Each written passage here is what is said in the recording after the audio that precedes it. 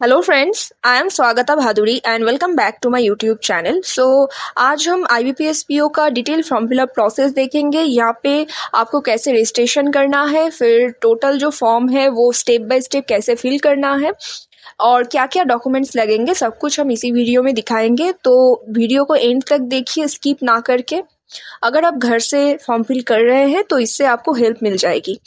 तो चलिए देख लेते हैं वीडियो। इससे पहले एक छोटी सी रिक्वेस्ट है, please subscribe to my channel. इस चैनल में आपको authentic private and government job updates मिलते रहते हैं। उसी के साथ जो फॉर्म फिलअप प्रोसेस है वो भी हम अपलोड करते हैं। तो चलिए देख लेते हैं। यहाँ पे IBPS.in, IBPS का जो ऑफिशियल वेबसाइट है, यहाँ पे आपको पहले आना है। इसका लिंक हम डिस्क्रिप्शन में और पिन कमेंट में दे देंगे। फिर देखिए यहाँ पे पोस्ट है आपका PO post.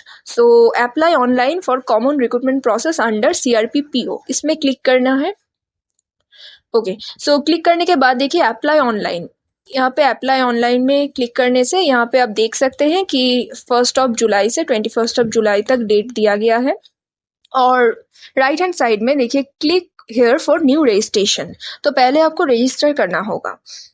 For new registration आपके कुछ बेसिक इंफॉर्मेशंस लगेंगे। फर्स्ट नेम, देन आपका लास्ट नेम और आपका मोबाइल नंबर लगेगा। उसी के साथ साथ देखिए ईमेल आईडी है, ईमेल आईडी और आपका जो है कैप्चा डालने से सेव एंड नेक्स्ट करेंगे तो आपका पूरा ये बेसिक इन्फॉर्मेशन का फील्ड कंप्लीट हो जाएगा। ठीक है। आफ्टर बेसिक इन्फॉर्मेशन हम चले जाएंगे फोटो, सिग्नेचर और बाकी डिटेल्स को कैसे फिल करेंगे ये हम देखने। ठीक है। तो पहले आप फर्स्ट नेम, लास्ट नेम ये सब फिल कर दीजिए। एंड उसी के साथ और एक बात है कि यहाँ पे जो आपका मोबाइल नंबर या फिर ईमेल आईडी आप यहाँ पे प्रोवाइड करेंगे वो आपका एक्टिव होना चाहिए फुल प्रोसेस के दौरान, क्योंकि इसका जो फॉर्म फिलअप है प्री, मेन एंड इंटरव्यू तक आपका वही same email ID and registration number आपको लगेगा। तो यहाँ पे आपका जो प्रोविजनल रजिस्ट्रेशन है वो कंप्लीट हो जाएगा और उसी के साथ एक पासवर्ड भी आपके पास चला आएगा। तो ये जो प्रोविजनल रजिस्ट्रेशन है, जब तक आप पेमेंट नहीं करते तब तक ये प्रोविजनल रहेगा, बट पेमेंट करने के बाद आपका फुल रजिस्ट्रेशन कंप्लीट हो जाएगा। ठीक है। तो इसके लिए आपको क्या करना है, पहले आपको यहाँ पे देखिए फोटोग्राफ अपलोड करने हैं एंड सिग्नेचर। तो फोटोग्राफ दो तरह के, एक आपका स्टिल फोटो जो आपका पासपोर्ट साइज फोटो है पहले से, और ऐसा फोटो दीजिएगा जिसका मैक्सिमम मतलब अलग कॉपीज भी है आपके पास। तो यही जो फोटो आप यहाँ पे देंगे throughout the selection process, like pre, mains and interview तक, यही सेम फोटोग्राफ आपको ले जाना होगा। ठीक है। और ये जो फोटो का गाइडलाइंस है ये आप यहाँ पे देख सकते हैं, फोटोग्राफ के लिए क्या क्या गाइडलाइंस है। तो देखिए यहाँ पे पासपोर्ट साइज फोटो आपका जो केबी है 20 से 50 केबी के अंदर आपका फोटो का साइज होना चाहिए। अगर आपके पास फोटो ज़्यादा, फाइल साइज ज़्यादा है तो आप इमेज रिसाइजर से जाके गूगल में आप वहाँ पे रिसाइज कर सकते हैं, या फिर एडोब एक्सप्रेस बोल के एक ऐप आता है मोबाइल में, आप वहाँ से भी कर सकते हैं। तो ये फोटो रिसाइज करने के बाद यहाँ पे अपलोड हो जाएगा। कैप्चर फोटो में देखिए, अगर आपके पास कोई भी लैपटॉप है या फिर आप डेस्कटॉप में भी आपके पास वेब कैम है तो आप डायरेक्टली कैप्चर फोटो में क्लिक करके आप यहाँ से कर सकते हैं फोटो कैप्चर।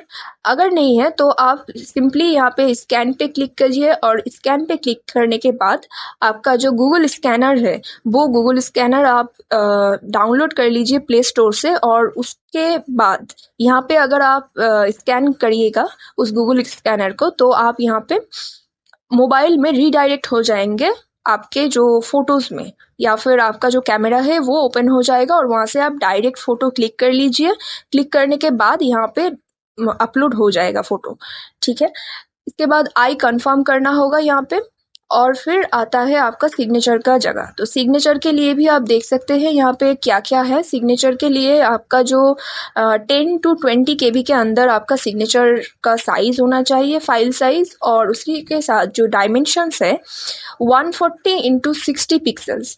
तो यहाँ पे अगर आप 140 इंटू 60 करेंगे तो शायद ये थोड़ा छोटा हो सकता है फाइल साइज, तो इसीलिए आपको ये 140 इंटू 60 के रेशियो में आप इंक्रीज कर सकते हैं। ठीक है।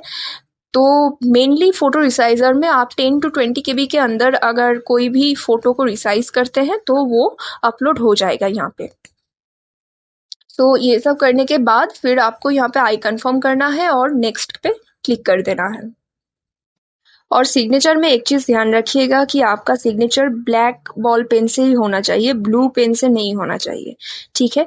उसके बाद आ जाइए आप डिटेल्स में। तो डिटेल्स में देखिए क्वालिफिकेशंस का मांगा गया है। तो पहले बेसिक डिटेल्स है, कैटेगरी आपका क्या है, general, EWS, OBC, ST, SC, ये सब आपको फिल करना है, चूज करना है। एक are you with a person with a benchmark disability, so आपका अगर कोई डिसेबिलिटी है या नहीं, इसके अकॉर्डिंग आप येस और नो पे टिक कीजिए।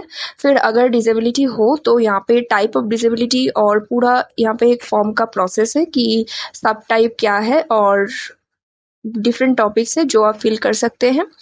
इसके बाद आ जाइए यहाँ पे आयु पीडब्ल्यूबीडी गाइडलाइंस एलिजिबल। सो यहाँ पे सेम वो डिसेबिलिटी के बारे में ही ये भी है, अगर येस है देन येस कर सकते हैं, नो है तो नो।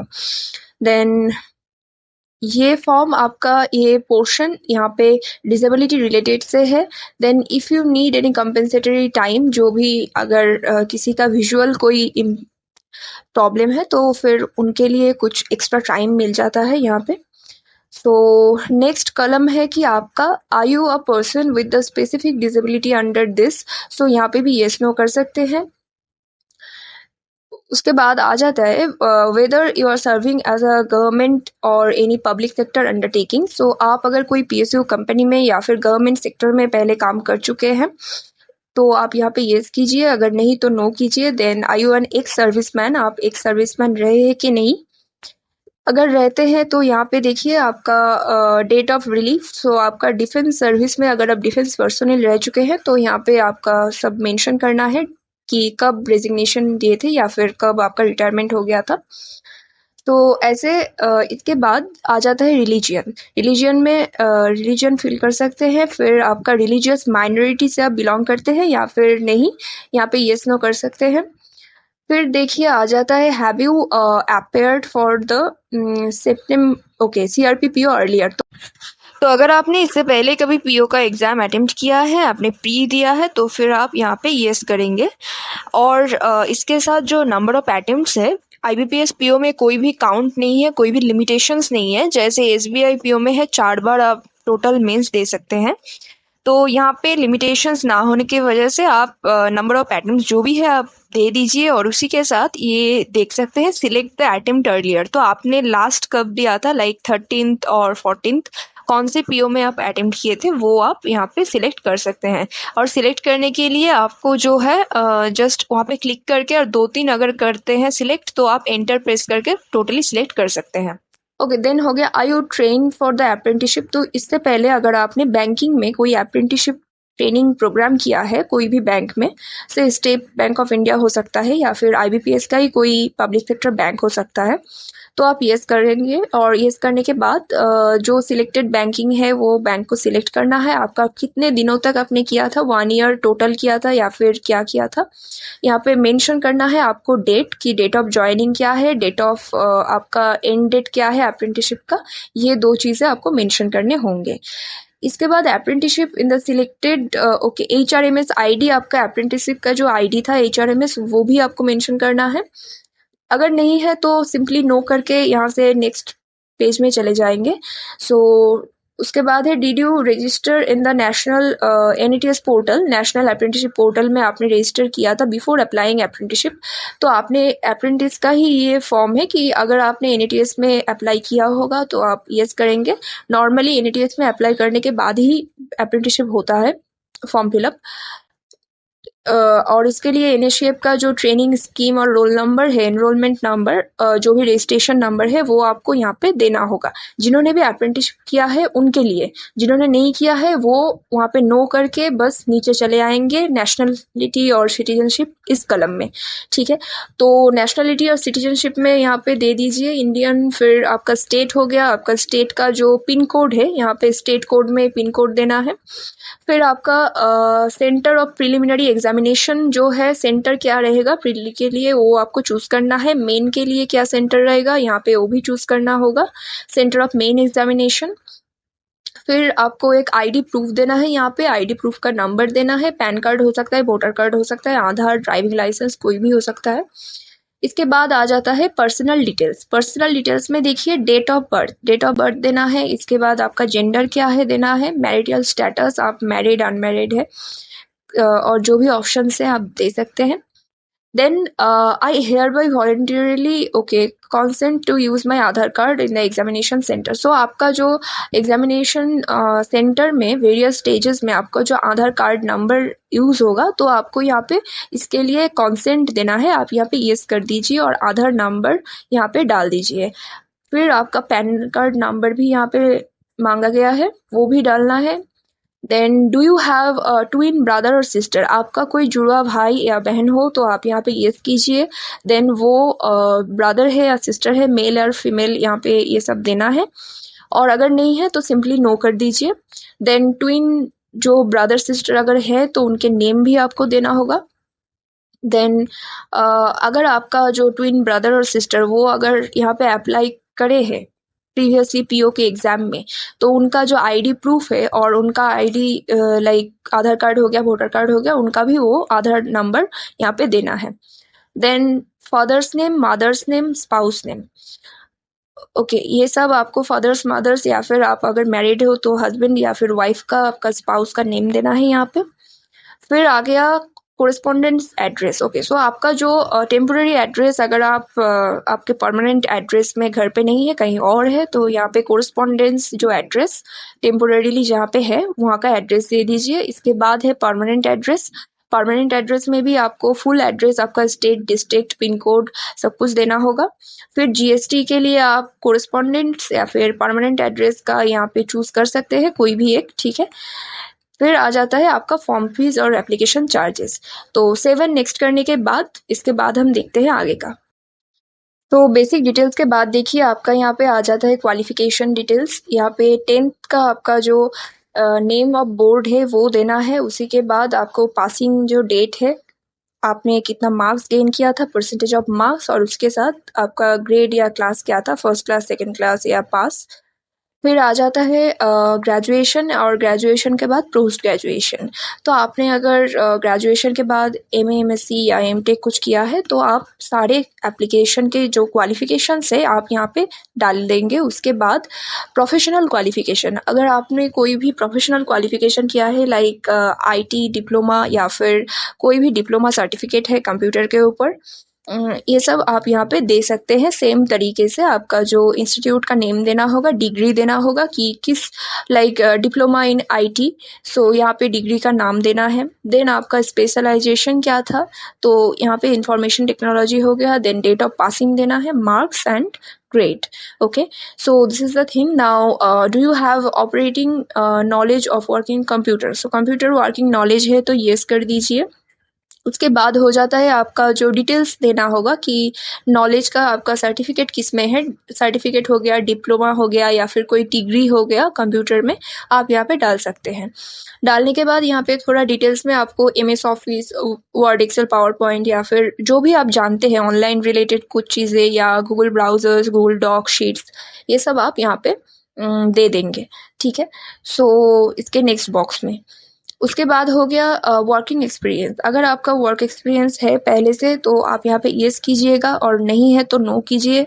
देन आपका अगर है तो यहाँ पे एम्प्लॉयर का नेम, लाइक किस कंपनी में आप थे, डेजिग्नेशन आपका क्या था, आपने कितने दिन तक काम किया है, उसका जो डेट है फ्रॉम एंड टू, कितने दिन से कितने दिन तक किया है, ये सब आपको देना है। फिर हो गया नेचर ऑफ ड्यूटी क्या था, कि किस टाइप का वो क्लरिकल पोस्ट था या फिर कोई आप किस पोस्ट में काम कर रहे थे, ऑफिसर पोस्ट में, तो आप वहाँ पे दे सकते हैं। उसके बाद हो गया रीज़न ऑफ लीविंग, सो आपने क्यों रिज़ाइन किया है इसका रीज़न देना होगा। एक्सपीरियंस ईयर्स यहाँ पे कैलकुलेट हो जाएंगे, और टोटल एक्सपीरियंस भी। इसके साथ आपका ये सेगमेंट ख़त्म हो जाता है और आता है अदर डिटेल्स का पार्ट। सो अदर डिटेल्स में देखिए प्री एग्ज़ाम ट्रेनिंग, यहाँ पे अगर आप जनरल के अलावा, जनरल ईडब्ल्यूएस के अलावा एसटी, एससी, ओबीसी से बिलोंग करते हैं तो आपको यहाँ पे एक प्री एग्जामिनेशन ट्रेनिंग और एग्ज़ाम से पहले एक छोटा सा मॉक एग्ज़ाम काइंड ऑफ देखने को मिल जाएगा, जो आपको घर बैठे ही ऑनलाइन में देना है। और इसके बाद आपका जो सेगमेंट है ये है लैंग्वेज का। तो यहाँ पे आप अगर कोई भी अदर कास्ट से बिलोंग करते हैं तो ये ऑटोमेटिक आएगा और यहाँ पे येस करना है आपको, ठीक है, प्री एग्ज़ाम ट्रेनिंग में। और प्री एग्ज़ाम ट्रेनिंग में भी आपका अगेंस्ट और ओके। सो यहाँ पे और एक कलम है जो है कि आपका अगर कोई भी लीगली अगर कोई भी इशू है तो यहाँ पे येस करना है, अगर कोई इशू नहीं था तो आपको नो करना है, ठीक है। देन लैंग्वेज नोन में आप जो भी लैंग्वेज जानते हैं यहाँ पे डाल दीजिए और उसके बाद आप यहाँ पे रीड राइट एंड स्पीक आप तीनों ही पढ़ लिख सकते हैं कि नहीं उस लैंग्वेज में, ये सब आपको येस कर देना है। उसके बाद सेव एंड नेक्स्ट कीजिए तो नेक्स्ट पेज चला आएगा। इसके बाद सेगमेंट में आपको बैंक के प्रेफरेंस देने होंगे कि bank of Baroda, bank of India, आप किसको फर्स्ट प्रेफरेंस में रखना चाहते हैं। ये आप अपने जोन के अकॉर्डिंग, आपका जो नॉर्दर्न, ईस्टर्न या वेस्टर्न है, जहाँ भी आपका जो भी बैंक्स प्रिविलेंट है उस एरिया में आप वो दे सकते हैं। लाइक बैंक ऑफ बड़ौदा, फिर नॉर्दर्न इंडिया के side bank of Baroda, central bank, ये कुछ बैंक्स है जो उस साइड में ज़्यादा प्रिविलेंट है, सो वहाँ पे आप फर्स्ट प्रेफरेंस में दे सकते हैं। एंड ऐसे ही आप पूरे जो भी बैंक्स है सबको टिक करना होगा आपको। इसके बाद सेव एंड नेक्स्ट कर दें तो वहाँ पे पर्सनल डिटेल्स, आपका क्वालिफिकेशंस और बाकी बैंकिंग प्रेफरेंसेस फिल करने के बाद आपका प्रीव्यू सेक्शन आएगा, जहाँ पे आपको फुल फॉर्म को प्रीव्यू करके एक बार रीचेक करना है कि सारे डिटेल्स आपने सही से फिल किया है कि नहीं। अगर नहीं किया है तो आप फिर से बैकवर्ड जाके एडिट कर सकते हैं और फिर आपको सेव एंड नेक्स्ट करने से देखिए अपलोड का एक ऑप्शन आएगा, जहाँ आपको डॉक्यूमेंट्स अपलोड करने हैं। डॉक्यूमेंट्स में आपका लेफ्ट थंब इम्प्रेशन चाहिए यहाँ पे, और इसी के साथ जो चाहिए आपका हैंड रिटन डिक्लेरेशन, और साथ ही साथ आपका जो सर्टिफिकेट है 10th लेवल का बोर्ड का जो सर्टिफिकेट है वो सर्टिफिकेट। सो ये जो 3 चीज़ें हैं इनके रिगार्डिंग गाइडलाइंस भी यहाँ पे दे रखे हैं। जो हैंड रिटन डिक्लेरेशन है उसका इमेज साइज देखिए 50 to 100 KB होना है, और आपको इस एप्लीकेशन फॉर्म में ही ये डिक्लेरेशन मिल जाएगा कि क्या लिखना है। आपको ब्लैक बॉल पेन से अपने हाथों से एक वाइट पेपर के ऊपर ये डिक्लेरेशन लिखना होगा कि आई, देन आपका name, hereby declare that all the information submitted by me are correct, ठीक है। तो आपका जो भी इंफॉर्मेशन आप दे रहे हैं ये सब करेक्ट है, ट्रू है एंड वैलिड है, और जब आपको डीवी होगा, डीवी के टाइम, डॉक्यूमेंट वेरिफिकेशन के टाइम आप सभी डॉक्यूमेंट्स को पेश कर सकते हैं, ऐसा आपको देना है डिक्लेरेशन, ठीक है। इसके बाद देखिए आपका एसएससी यानी 10th बोर्ड का आपका जो एडमिट कार्ड या फिर सर्टिफिकेट है, equivalent to the certificate, okay. So यहाँ पे आपको सर्टिफिकेट को अंडर 50 KB आपका एक PDF फॉर्मेट में आपको फाइल देना है। तो लेफ्ट थंब का आपका ब्लू इंक से यहाँ पे आप 200 DPI रेजोल्यूशन में और 20 to 50 KB, यहाँ पे फाइल साइज बहुत मैटर करता है, तो आप 20 to 50 KB के अंदर ही जो लेफ्ट थंब इम्प्रेशन है उसको आपको देना है। ये हो जाने के बाद यहाँ पे जो देख सकते हैं कंफर्म करना है, कंफर्म करके I agree to connect to DigiLocker and fetch my details, okay. So आपको यहाँ पे येस करना होगा कि आपका जो डिटेल्स है आधार कार्ड का और ग्रेजुएशन सर्टिफिकेट का सब डिटेल्स ये ले सकते हैं IBPS के तरफ से। तो बाकी आपका सिक्योरिटी कोड कैप्चा डाल के और आप प्रोसीड कर सकते हैं। प्रोसीड करने से आपको जो पेमेंट का दिख जाएगा, पेमेंट का जो इंटरफेस है वहाँ पे आप सिंपली जो आपका कोई भी डेबिट कार्ड हो, क्रेडिट कार्ड हो, या फिर आपका जो UPI है, डायरेक्टली आप फ़ोनपे, गूगल पे से वहाँ पे QR स्कैन करके पेमेंट कर सकते हैं। तो पेमेंट हो जाने के बाद आप फिर से एक बार जो पोर्टल में आके लॉगिन करिएगा आपका रजिस्ट्रेशन नंबर और पासवर्ड देके। इसके बाद आपका जो एप्लीकेशन है वो एप्लीकेशन का प्रिंट आपको दिख जाएगा, प्रिंट आपको लेने का ऑप्शन आएगा, वहाँ से आप PDF को डाउनलोड कर सकते हैं। इसके बाद यही PDF और जो डाउनलोड रहेगा इसी एप्लीकेशन रजिस्ट्रेशन नंबर से आपको नेक्स्ट जो एडमिट कार्ड है वो भी आपको डाउनलोड करना होगा। तो this was the whole process of IBPS PO form fill up. और इसके बाद आपका और कुछ प्रोसेस अगर डाउट रह जाता है तो आप कमेंट में आप ज़रूर पूछ सकते हैं। I hope it helps and see you in the next video with some other updates.